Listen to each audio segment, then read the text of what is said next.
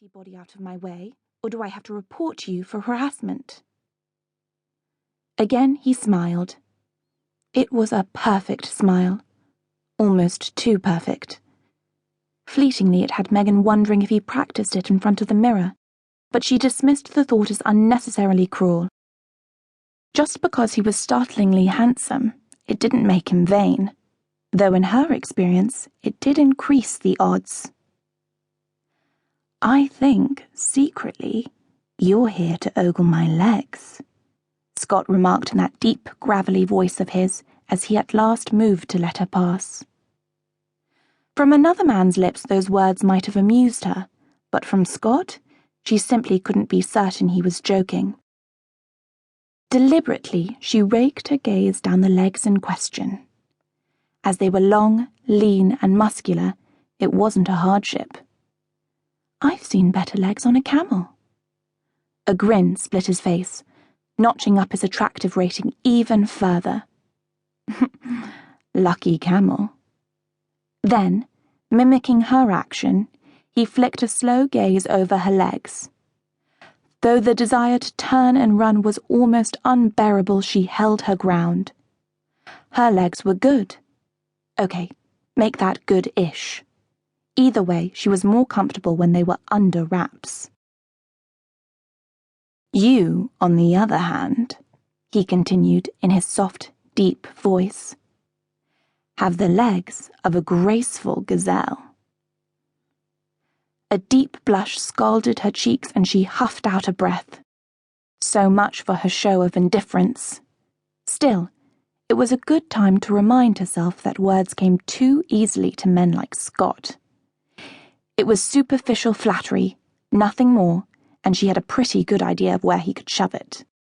Look, if we've finished with the zoology, I've got a workout to complete before my daughter wakes up. The thought of 6-year-old Sally, still tucked up in bed at the home they shared with her parents, helped calm her racing pulse. Nodding, he took the towel from around his neck and wiped the beading sweat from his brow. Megan caught herself watching the play of his strong biceps as he moved the towel back and forth, and hastily looked back up at his face. Well, I'll see you in court. He paused, looking back at her. I take it you'll be there this morning? Oh yes, I'll be there to see Stuart Matthews put away in prison for a long, long time. Where he belongs. Where he should have been sent 2 years ago. She was still pissed that Scott, acting as Matthew's defense barrister, had managed to get the weasel off on a technicality the last time he'd faced a jury.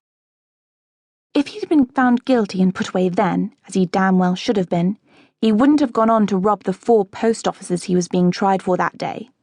Instead, he'd have been behind bars and the post office staff would have had a normal, though in all likelihood pretty dull, day in the office. At least one where they wouldn't have had to suffer a sawn-off shotgun shoved in their faces. Scott simply shrugged, clearly unimpressed with her rant. We'll see. Loser buys the drinks, eh?